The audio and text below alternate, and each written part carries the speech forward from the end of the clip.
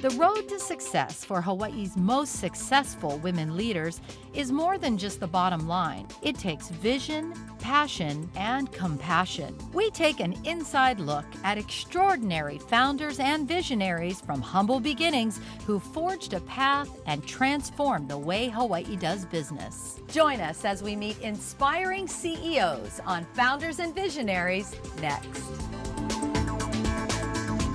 Founders and Visionaries is brought to you by Hawaii Business Magazine.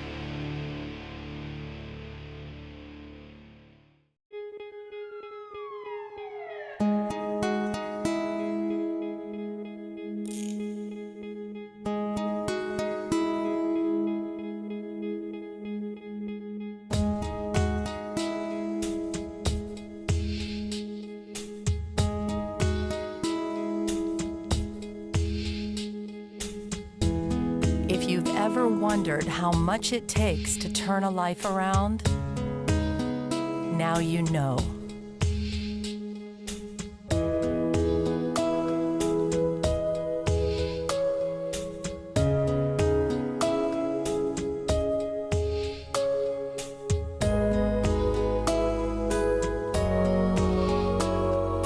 With more local families turning to Aloha United Way, we're turning to you.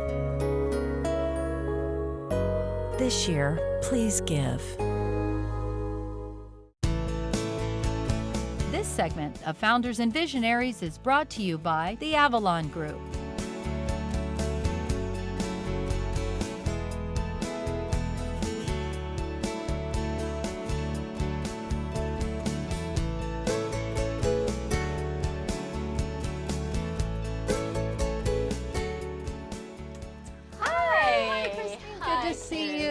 Thanks for having us. Thanks for coming. Your offices are beautiful up here at the Davies Pacific Center. Thank you. Has it been 12 years you've been in business now? It's been 12 years. So tell me a little bit about where Avalon Development is now. We're now Avalon Group. Okay. We started out as Avalon Development as a real estate development company. And over the last 12 years, we've all experienced ups and downs in an economy. And just like the changing economy, we've changed and evolved. And so now we're a thriving operational company. We not only have real estate development company, but we have real estate services company. Because we've gone through the ups and downs of the marketplace, as well as understand all of the beginnings of a real estate project or property, we understand the ownership issues as well as the user issues, from zoning and construction and permitting down to finished products. So it's been very helpful for us, and we've been able to withstand the economy's changes. Tell me a little bit about the psychology of that, because the secret to success is really trying to stay 1 or 2 steps ahead of where everything is going. So for you, how do you make those decisions that you're going to start taking a company into a new direction? You obviously have to have a vision, and our vision is, what is our company? And our company is really about real estate in Hawaii. We understand it. We have touched it, we have built it, we have developed it, we have finished it, we've leased it, used it. The farther you stay away from the local origins, the understanding of that philosophy becomes farther and farther away. When you're tied to the land and the real estate, it's about the community. And now I've seen that our next generation of leaders, our company, they're stepping up and they're funding all of our philanthropic activities of our company. So yes. How do you decide what you're going to get involved in or with in the community? It's all about the need and where we can make the most impact. As we are experts in real estate, I give back to areas where people need real estate services, and so we do a lot of pro bono work in the community. Oh, that's wonderful. Well, let's go back a little bit to your childhood and talk to us briefly about your evolution from a child to this point. America is full of people who have made it from immigrant parents, and I am a first generation, I think what they call the 1.5 generation, in the sense that I came here when I was relatively young, didn't speak a lot of English, lost one of my parents at a very young age, and my mother with just 5 children, very limited education and English skills, was able to raise us, and each one of us have become successful in our own way.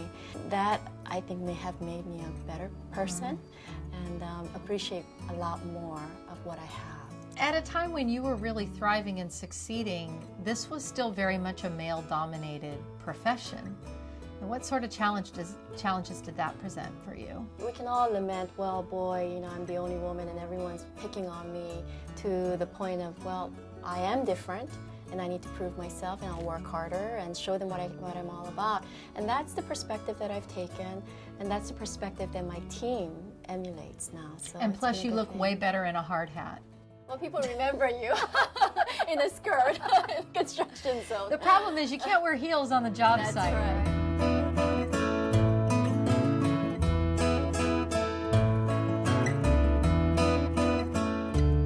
What advice would you have for other female executives who maybe haven't achieved the levels that you have but are still working their way up their corporate ladders? The biggest thing that I can remind people is that you just can't have it all. You have to make a choice, but with the choices that they make, be happy with it. The second part of it is being the best that you can be.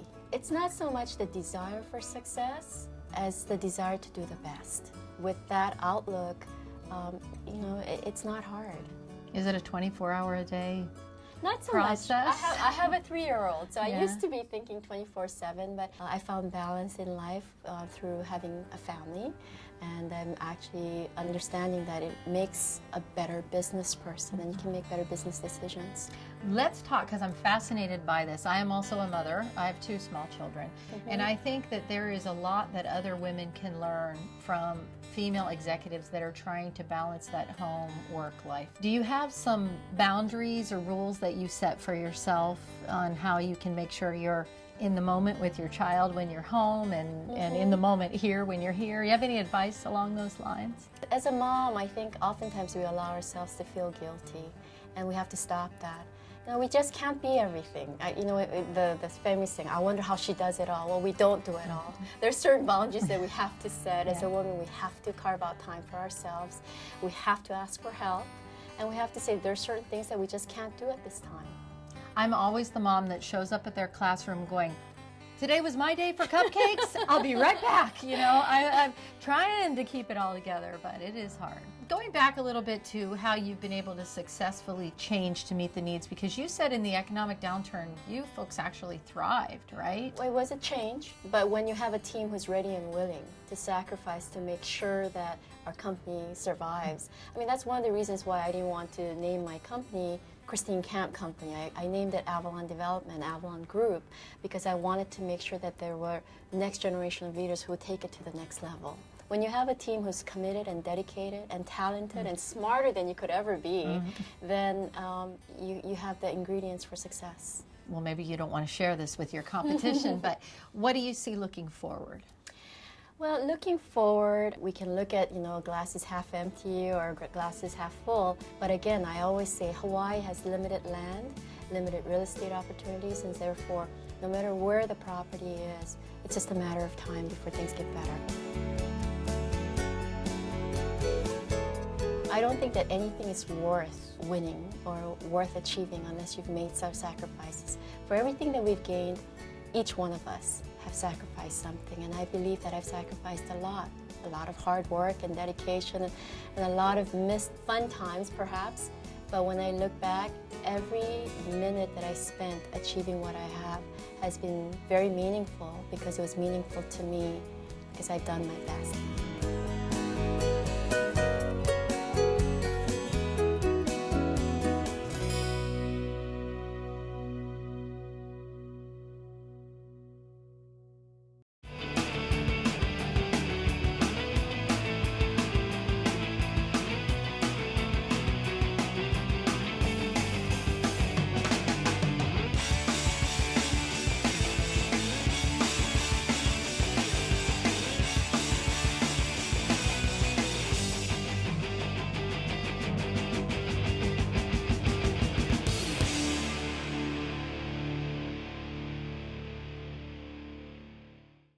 Just about everyone has a mobile phone today.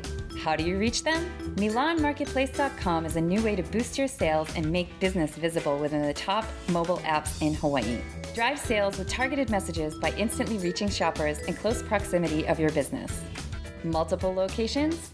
Easily create and change custom promotions for each location. Pay only for consumers who respond to your promotions. Don't get left behind. Register your business at MilanMarketplace.com today. We see a world where we who have kokua those who have less. Imagine food that's healthy, food that does no harm to the environment.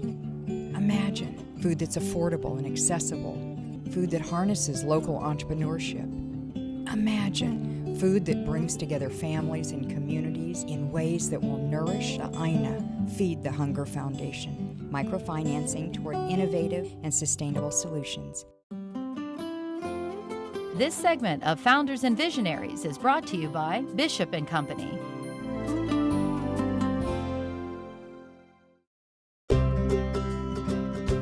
So I notice on your business card and on your office and all around, I see a lot of frogs. So I need to know the meaning of the frog symbolism. Actually, this frog represents a wizard frog. And it's because we make magical things happen. Because if you're looking for a job, we can make it appear. And if you're looking for great talent to join your organization, we can make the talent appear. So it's a magical frog. And that's become your symbol. Yes. That's great. And he's also kind of a happy frog. And frogs are kind of good luck in Hawaii, right? Yeah. That's what everyone thinks of it as a happy thing. So. Well, Judy, you have made a career out of interviewing other people and getting them in the right places. So I'm going to have some fun interviewing you today. Oh, my. First of all, let's just ask, what do you do for fun outside of work? I love to travel. So, and try to go to really more third world kind of places where you really feel like you've truly gotten away from the United States. That really is wonderful because that introduces you to all kinds of other people, right, from other walks of life, which makes it for a much more rich life, I think. And that's important. I love art. I used to have an art gallery. And then life and personal things led me to the South Pacific. And that was really how I got introduced to Polynesia. So it was a really wonderful way. And then I spent some time in Tonga. And so that was really great. So by the time I came to Hawaii, I'd already spent time in Fiji and Tonga. And tell us a little bit about the climate of the market right now. You know, it's fascinating because it feels like the economy has really picked up to me. The temporary staffing industry has picked up. But we also do permanent placement. I think people are hiring for more talent. They're looking for more value for their money. So I always give this kind of explanation that if a company perhaps 2 years ago laid off 20 people, they may now be hiring back 5, but those 20 aren't qualified for those 5 new jobs. People are right sizing, I've heard the term used, trying to Yes. get talents in the right positions. Yeah. We get hundreds of resumes a day, every day. This has been going on for 3 years. What do you tell a prospective employee about what he or she needs to do to be hired in this market now? Is there advice you give them? And I always say to people, you need to have an elevator pitch. Because if you say, I'm looking for a job, they say, well, what do you want? And you go, oh, I don't know, whatever, I'll do anything. Well, they don't know if you're a nuclear physicist or a dog groomer, right? So you have to be able to elaborate succinctly and clearly on what it is you want. So you have to be able to say, I'm looking for something in public relations, preferably in the nonprofit arena, where I can make a contribution because of my vast experience with social media. And be able to say that to everyone you encounter, every day, all the time, all day long. Now, what about from an employer perspective? How can they have the most success in working with you to fill positions? You know what's the greatest flaw working with an employer is they don't get back to you promptly. You find a great candidate, and this person may have already been on 1 or 2 interviews, but by the time the employer comes to you to say, help us, and we contact that person, that's where they are. They're 2 stages into another job. And so we say, we've got this great candidate, but you need to move quickly. And I think sometimes employers think we're just saying that, but we're not. What would be the point, right? So they don't get back to us. So maybe Human Resources has to ask the hiring manager, would you be interested in this candidate? And then by the time the hiring manager gets the resume, gets back to Human Resources gets back to us, the candidate's found the other job. And sometimes the candidate actually thinks, I've lost interest. Are people hiring right now? They really are. They really are. It's It's amazing, and I think it's because of the right sizing. You know, you hear that corporations have been sitting on money and not spending it because they're unsure about the economy. Well, I think they are, instead of R&D as we think of it normally, they're using it to invest in talent and try to build their bench strength. What do you love about what you do? You know, it sounds really corny, but I get really, really excited when I get somebody a great job. I mean, it still makes me happy, and I've been doing it for, I don't know, like 30 plus years, but I still get really excited. It's very, very fulfilling. It's very exciting. You know, I really think that we've been able to do a good job in business and survive this recession. Proud to say with no layoffs. I wish I could say there's a secret magic answer. I know when I hear other people being interviewed, what's the secret of your success? I always want to hear one word that, you know, is a takeaway, but it's really kind of a combination of everything that's textbook that you just have to keep doing every day. You have to be on the cutting edge. You have to stay progressive. You have to be technologically up to date and current. You have to be creative. You have to be innovative. But you have to keep giving your clients what they've always wanted. So you have to stay consistent with what you've been providing, but provide new things as well. You've got to educate your clients. You've got to give them the best price. You've got to be all things to all people as often as you can, consistently, continuously. And I think that's really the secret, you know. Treat people the way you want to be treated, be understanding, give people the benefit of the doubt, but you have to be firm and know this is business, and sometimes, you know, it does boil down to, can this be profitable or not, right? So you try to help as many people as you can while maintaining a profit margin. I genuinely like what I'm doing because I really get excited when I find someone a job and find talent for an organization, and I try to hire people who get the same joy out of doing that kind of work. I think one of the things that might set us apart is we really put a lot of emphasis on developing our staff. We belong to a lot of professional organizations that aren't just for networking, but they're for continuous learning. And I pay for all of my staff to take any classes, any courses, whether they be university level or they be, you know, presented by the Chamber of Commerce or the Society of Human Resource Managers or in the American Staffing Association. So I don't think that any of our competitors do that. That makes a difference in how they understand our clients' needs and how they respond to our clients' needs. And, you know, it makes them a more well-rounded person, I think. How would you describe your personality, or how would your staff describe you? Oh, my. They did say I was a good boss, but they might have just been saying that. You know, I've been a boss since I was 25, so I really have learned the hard way, because even when you get a college degree in English liberal arts, you don't learn about how to manage staff. So I've learned the hard way how to manage staff, and I think you really have to treat them really, really well. You know, it's one thing to say give them the resources and tools and pay them fairly, but I think you have to give them more than that. You have to give them a bit of your soul, you know, because they're giving you a lot of their soul too.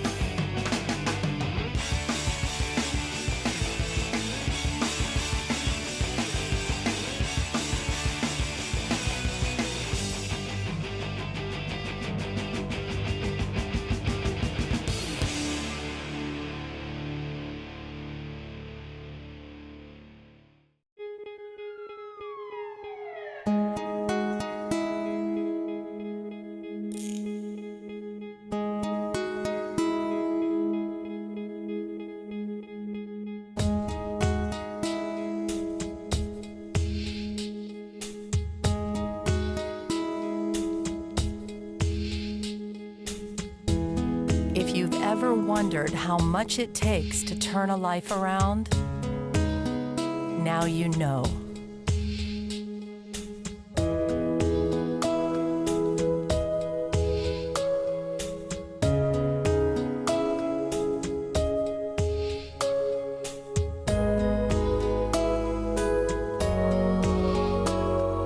With more local families turning to Aloha United Way, we're turning to you. This year, please give. This segment of Founders and Visionaries is brought to you by Communications Pacific.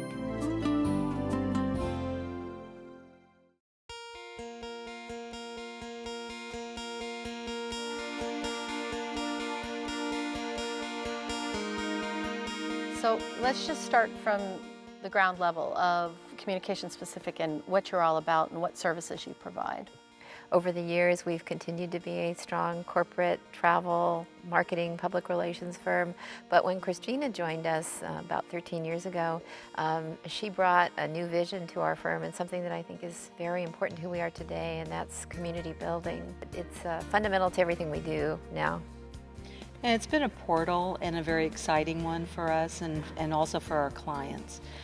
Because we, as Kitty had said, we had a commitment to being in Hawaii, to supporting the people of Hawaii, and to making a difference in Hawaii. And the way we were going to make a difference was to be able to ensure that the communities that we were serving through our clients who wanted to achieve success in different communities had a seat at the table to become partners with them, to find ways that they could benefit each other as results. That started a whole differentiator for the company. It is a complete evolution from what you consider a basic PR firm to be doing. It's interesting because a number of the folks in our firm come from the not-for-profit sector. Christina and I do. When I first came into PR, people thought of community building. They said, okay, I find a charity and I write a check. And I know that's a great thing to do, but this takes it way beyond that to relationship, engagement, two-way conversation, listening, sharing views, and then coming together. One of the big things we bring to our clients is a multi-generational, a multi-experience kind of perspective. I think what surprised me is the quality of solutions we've been able to find through that approach to the work we do. We wanted to make sure that if you came to us as a client and you needed a solution, the solution needed to be 360. And so if we were homogeneous, we wouldn't be able to provide the real solution or solutions and implement it if everybody's sitting there Just didn't have a writing different lens. releases or something, Right. yeah. So all of those applications and more, I think really contribute to making us more than just a communications firm. You're out there in the community telling other companies how best to run. So what have you incorporated internally at your own company that seems to work that maybe others could learn from? Well, I think first of all, a commitment to each other. That we're committed to the host culture and that no one stands alone. That we all support each other and we make sure that every person has the opportunity to lead and to be supported. Then also to make sure that we're constantly aware of the changes in the marketplace. We're all in one canoe. Maintaining relevance is probably the most important thing, and having people who appreciate and understand the value and importance of being relevant to our community and to our clients and to each other. But a big part of it are your personal relationships too. I Absolutely, think. absolutely. That's where the trust comes Yeah. in. Because over the years of building the relationships and the networks, they've determined we can be trusted. And we call that making deposits into Community Trust Bank. And the more deposits we're able to make there, then success comes with that.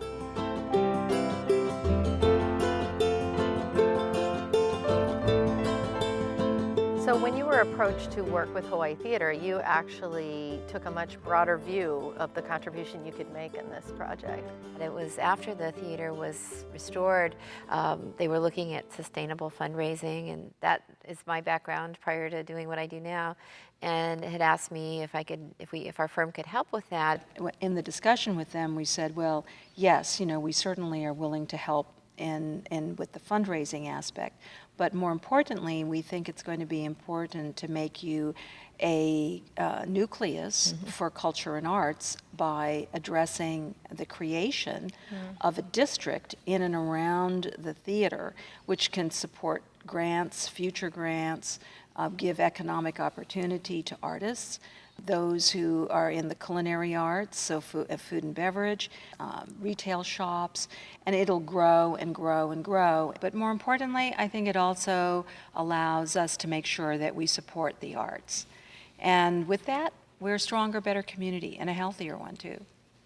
I think that's what's been so much fun about watching what's happened here down in the Arts and Culture District. Well, I'm grateful because I love coming down here Thanks. now, and I definitely have taken advantage of the new scene that you've been instrumental in helping to create. We love it. We love it. We come down here too. You know, wonderful things happen when people are willing to work together. And Christina, what do you hope when you're many, many years from now, when you're gone, that you will feel like you've left as a contribution to Hawaii? That the culture was respected, and we supported and continued to ensure that we supported the host culture and the other cultures that are here. That we were able to physically make a difference in certain communities and create benefit. That we created more community builders, not only with people in our company, but through our clients and the people that work with them.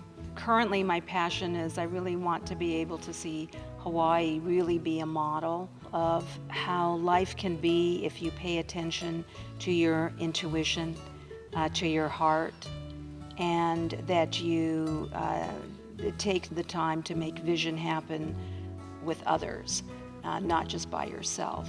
I could truly answer the question, I did make a difference, but I'd made a difference really with others. You know, they helped make the difference. And when I cross to the other side, you know, hopefully I have a lot of people there to meet me and say mahalo. You know, I would just add, you know, one of the things I know that is really important to us, we talk about almost daily, and we have for years, is we're a small, tight community in this state, and we have lots of opportunities, lots of challenges. Lots of things stop because we don't know how to navigate through a discussion that leads to a solution very often, I'm sorry to say. And I think we'd like to be part of a community where we can have discussions that lead to solution, not stalemate and stopping. We encourage with our clients, with our staff, with our communities, leadership that knows how to also help cross a stalemate, that knows how to help lead people to solutions. It takes courage, and sometimes you have to give up being popular or being liked in order to move things along. Sometimes you have to make hard decisions once you've had all the information together, or help people make hard decisions that move things forward. When all is said and done, we'd like to be a small part of helping the place we love, the people we love. We have so much, we could be so much better than we are if we could find a way through that. I'm inspired right now because we have more young people who have stepped up, and I think it's our role at this point in time, at a very crucial juncture in Hawaii, to get out there and support the next generations, not just one. We want Hawaii to be a model. I feel change will happen, but it's going to happen with our younger people. And you folks are playing a great role in all of that. Thank you. So thank you.